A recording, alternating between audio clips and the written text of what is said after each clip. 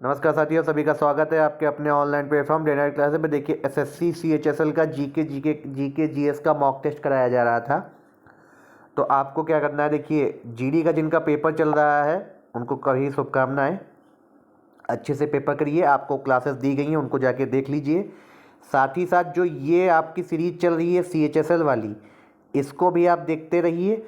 और जो हिस्ट्री की क्लासेस चल रही हैं, कंप्यूटर की हैं, यूपी जीके जो है और रीजनिंग की, ये सारी क्लासेस आप देखिए जा करके, आपको बिल्कुल बेनिफिट मिलेगा। तो सीएचएसएल का मॉक टेस्ट स्टार्ट करते हैं टाइम ना वेस्ट करते हुए। देखिए ये हमारा ट्विटर पे पेज है, फेसबुक पे है, टेलीग्राम चैनल आपको पता ही है, फ्री पीडीएफ उसी पे मिलेगी। तो आइए देखते हैं।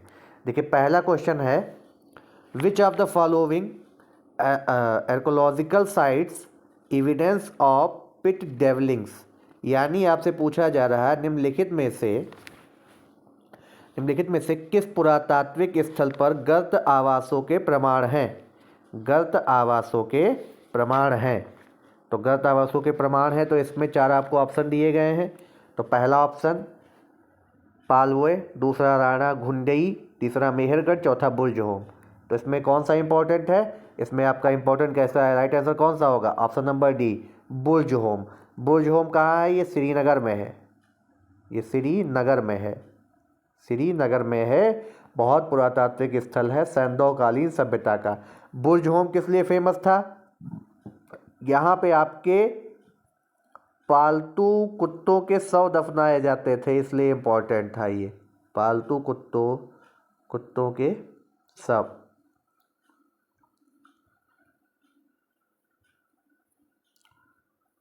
ठीक है, इम्पोर्टेंट है, अच्छा क्वेश्चन था। Who among the following Delhi Sultanate traced his descent to the ancient warrior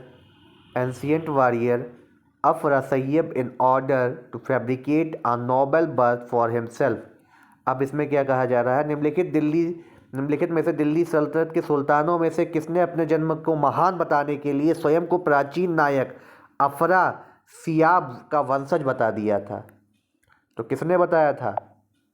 option देखते हुए पहले वाले तो लगते नहीं क्योंकि तो गुलाम थे, दूसरे वाले भी लगते नहीं है क्योंकि ये तो सब कुछ बता चुके थे खुद को, तीसरे वाले भी नहीं है। ऑप्शन नंबर डी इसका राइट आंसर है, बलबन। बलबन जो है आपका, गयासुद्दीन बलबन इनका नाम था। 1266 से 1286 तक इनका शासनकाल रहा था। और बलबन ने क्या किया था? सिजदा, अभी आपका क्वेश्चन आया भी था ये, सिजदा और पेबोस नाम करके जो है आपके इन्होंने क्या चलाए थे, त्योहारों की प्रथा शुरू करी थी, नौरोज ही मनाते थे ये। In which year did Vasco da Gama land in Calicut, Kozhikode उस टाइम उसका नाम था। वास्को डिगामा किस वर्ष कालीकट यानी कोझिकोड में आया था? बहुत इंपॉर्टेंट क्वेश्चन है, किस वर्ष आया था? 1498। डेट क्या थी? 20 मई 1498 को वास्को डिगामा कालीकट के तट पे पहुंचा था। ठीक है, वहाँ पे इनका स्वागत करने कौन आए थे? जमोरिन जो है वहाँ का उस टाइम का शासक था, वो इनका स्वागत करने आया था। और क्या हुआ था? और नए समुद्री मार्ग की उन्होंने खोज करी थी। किसकी सहायता से? कई बार क्वेश्चन पूछा जाता है, ये पीसीएस तक में आता है। अब्दुल मजीद नामक नाविक की मदद से, अब्दुल मजीद। चलिए आगे देखते हैं। फीफा वर्ल्ड कप 2022 किसने जीता? बहुत इंपॉर्टेंट है। ऐसा कहा जाता है कि ट्रॉफी के साथ रात भर सोए थे। अर्जेंटीना ने जीता था। अर्जेंटीना ने जीता था। और इसको किसने? लियोनेल मेसी इसके कैप्टन थे। Messi, Argentina. फाइनल किससे हुआ था? वर्सेस फ्रांस, कबालियन मबापे की टीम से हैट्रिक लगाई थी उन्होंने। फिर क्या आ रहा है? The Aitchison commission 1886 was appointed to make recommendation for reforms in the, Aitchison commission 1886 में सुधारों की सिफारिश करने के लिए नियुक्त किया गया था। तो इसमें किसको नियुक्त किया गया था? इंडियन जुडिशियल नियुक्त किया गया था। किस लिए? कौन से सुधारों को सिफारिश करने के लिए नियुक्त किया गया था? तो पहला है भारतीय न्यायिक प्रणाली, दूसरा है आपका इंडियन सिविल सर्विसेज, भारतीय नागरिक सेवाएं, भारतीय नागरिक सेवाएं, तीसरा आर्म्ड फोर्स। तो इसमें राइट आंसर आपका है option number B, Indian civil services में सभी को क्या विसंगतियों दूर करने के लिए किया गया था। Arrange the following events in chronological order and select the correct option from those given below. घटनाओं के कालानुक्रमिक क्रम में व्यवस्थित करें और नीचे दिए गए विकल्पों में से सही विकल्प चुनिए। कुछ घटनाएं हैं इतिहास की, उनको आपको कालानुक्रम में लगाना है। तो इसमें क्या है, डेथ ऑफ चंद्रशेखर आज़ाद। तो चंद्रशेखर आज़ाद की डेथ कब हुई थी? अगर आप चंद्रशेखर, अब इसमें से देखिए चंपारण सत्याग्रह की सभी को डेट पता होगी, 1917 में हुआ, सबसे पहले इन्होंने यही किया था, गांधी जी का पहला यही था। अच्छा, तीसरा क्या है आपका, काकोरी संयंत्र की अगर बात करें तो ये 1925 में हुआ था, अगस्त 9 अगस्त को। तो इससे आपको ये पता चल गया कि काकोरी संयंत्र जो दूसरा है वो आपका क्या पहला नहीं होगा। तो पहले के लिए अगर हम देखा जाए तो हमारे पास एक ऑप्शन जो दिख रहा है, जो हमें जहाँ तक नॉलेज है, तो उसमें हम चंपारण सत्याग्रह, यानी आपको दूसरा वाला तो आप हटा ही दीजिए, दूसरा वाला जिस ऑप्शन में है वो देखिए हट गया सीधे ही। तो आपके दो ही ऑप्शन बच रहे हैं। चलिए देखते हैं। Formation of Indian National Army by Mohan Singh. Mohan Singh ने भारतीय राष्ट्रीय सेना का गठन किया था, कब किया था? 1942 में। चलिए, तो अब आपको ये मिल गया कि ये तो सबसे आखिर में जा रहा है। तो अब अगर हम क्रोनोलॉजिकल क्रम लगाएं तो पहले चंपारण सत्याग्रह आपका 1917 चौथा सही है, फिर 1900 क्या आएगा, चंद्रशेखर आज़ाद जी की मृत्यु थी, कब थी? उससे पहले 1931 में इनकी डेथ हुई थी, उन्होंने खुद को गोली जो मारी थी 27 फरवरी, 27 फरवरी फरवरी। तो पहला भी हमारा आ जाएगा। तो सबसे पहले चंपारण सत्याग्रह, उसके बाद आपका काकोरी, फिर इनकी डेथ, और लास्ट में हमारा आएगा formation of Indian National army. तो चौथा 4 2 1 3 ऑप्शन नंबर क्या इसमें सही होगा? Option number D is right. चलिए आगे देखते हैं। The act that transferred the power from the British East India Company to British Crown in India was. एक ही एक्ट था 1857 की क्रांति के बाद। 1947 हो नहीं सकता था इसमें, 1835 भी नहीं, 1833, क्योंकि आपकी क्रांति हुई थी 1857 के बाद ही सीधा क्राउन को चला गया था। ऑप्शन नंबर डी इसका राइट आंसर है। अगला, under which article of Indian constitution are Indian citizens guaranteed the right to 6 fundamental freedoms. भारतीय संविधान के किस अनुच्छेद के तहत भारतीय नागरिकों को 6 मौलिक स्वतंत्रताओं के अधिकार की गारंटी प्रदान की गई है? बहुत इंपॉर्टेंट क्वेश्चन है। तो option number D article 19। Article 19 क्या है? भारतीयों को जो है 6 मौलिक स्वतंत्रता अधिकार प्रदान करने की गारंटी देता है। आर्टिकल 1 क्या है? यह आपका संघवा, उसका नाम होगा, संघवा नाम। आर्टिकल 19 आपको 6 मौलिक अधिकार दे के जाता है। आर्टिकल 31 क्या है? आर्टिकल 31 क्या है? आर्टिकल 31 से पहले, आर्टिकल 31 आपका धार्मिक, आपका जो है कॉलेजेस वगैरह खोलने में उसमें आता है, ये धर्म के उसमें। आर्टिकल 26 क्या है? धार्मिक कार्य, अपने धर्म का प्रचार प्रसार कर सकते हैं आप। और ये किसके अंतर्गत आते हैं? आपके फंडामेंटल राइट्स जो होते हैं, मौलिक अधिकार, आर्टिकल 12 से लेके आर्टिकल 35 तक है। चलिए, विच of the following is incorrect, निम्नलिखित में से कौन सा विकल्प गलत है? तो इसमें अगर गलत विकल्प की बात की जाए तो आपको देखिए, a person of the age of 30 years can become the governor, ऐसा है? ऐसा नहीं है। 35 वर्ष की उम्र होनी चाहिए, 35 वर्ष की उम्र होनी चाहिए। और किस आर्टिकल में आता है, किस अनुच्छेद में? आर्टिकल 155, 155 में। ऑप्शन नंबर डी इसका राइट आंसर है। अर्थ रेडियस इज अप्रॉक्सीमेटली, पृथ्वी की त्रिज्या लगभग है, तो कितनी है पृथ्वी की त्रिज्या?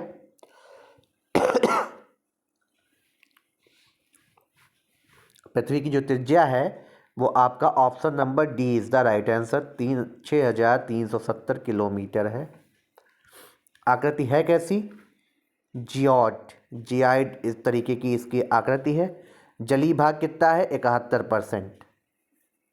नो, जलीय भाग कितना है? 71%। विच of the following gas is most harmful frozen layer?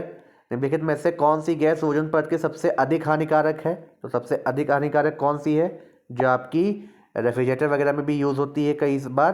Chlorofluorocarbon. Chlorofluorocarbon. River is the only natural water body which flows India inside a lake in the desert.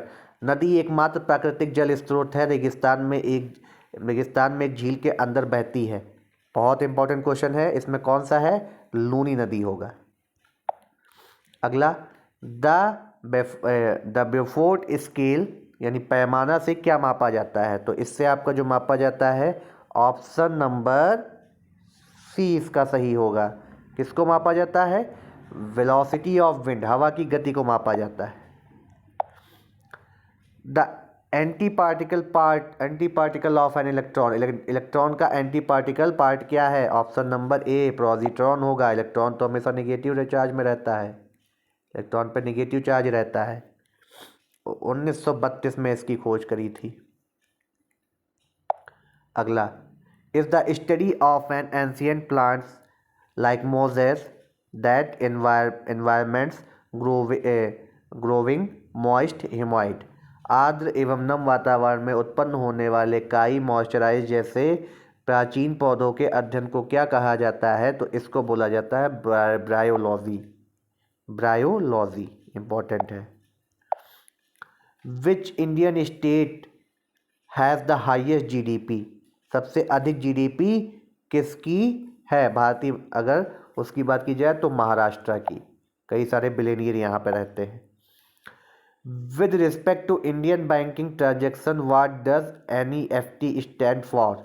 NEFT जो है आपका नेशनल इलेक्ट्रॉनिक फंड ट्रांसफ़र, इसकी full form है। तो इसका आपका यही पूछा जा रहा है कि इसका मीन्स क्या है। तो नेशनल इलेक्ट्रॉनिक फंड्स ट्रांसफ़र, और कब स्टार्ट किया गया था? 2005 नवंबर में स्टार्ट हुआ था ये, नवंबर में। चलिए फिर क्या है? First complete census in India आपसे पूछा जा रहा है। इसमें देखिए ऑप्शन आपको नहीं दिए गए, ये सभी को पता होना चाहिए। भारत में पहली पूर्ण जनगणना वर्ष किस वर्ष में करी गई थी? बताइएगा। तो 1800, ये कोई भी जो ऑप्शन दिए ये सही नहीं है, 1872 में।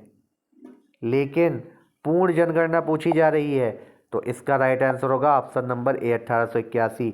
अगर सबसे पहले पूछा जाए तो प्रथम टाइम हुई थी, प्रथम 1872 लॉर्ड मेयो के टाइम। चलिए, सीपीयू कंसिस्ट ऑफ, सीपीयू में होता है, सीपीयू में क्या होता है आपका? Arithmetic and logical unit, register and control होता है। अर्थमेटिक पूरा होता है इसमें। Who coin the term ecology? Ecology शब्द की रचना किसने की थी? बहुत इंपॉर्टेंट क्वेश्चन है, कई बार पूछा जाता है ये। तो अर्नेस्ट हैकल ने करी थी। इंपॉर्टेंट है ए, अर्नेस्ट हैकल ने। कब करी थी?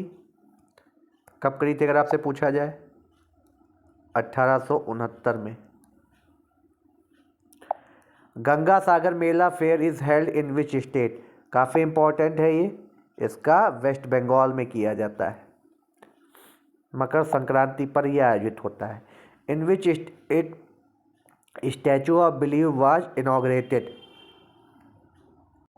स्टैचू ऑफ बिलीव का उद्घाटन किस शहर में किया गया है? बहुत इंपॉर्टेंट है, करंट का क्वेश्चन है ये। तो किस शहर में किया गया है स्टैचू ऑफ बिलीव? अच्छा, स्टैचू ऑफ बिलीव आप किस पे यकीन रखेंगे जो होगा? कौन से गॉड का होगा? हनुमान जी का होगा, शिव जी का होगा, या विष्णु जी का होगा? किसका होगा? देखिए, ये आपका किया गया है राजसमंद, राजस्थान में। ऑप्शन नंबर 20 का राइट आंसर है। यहाँ पे एक ही है जिन पे आप बिलीव करते हैं कोई भी कुछ होता है।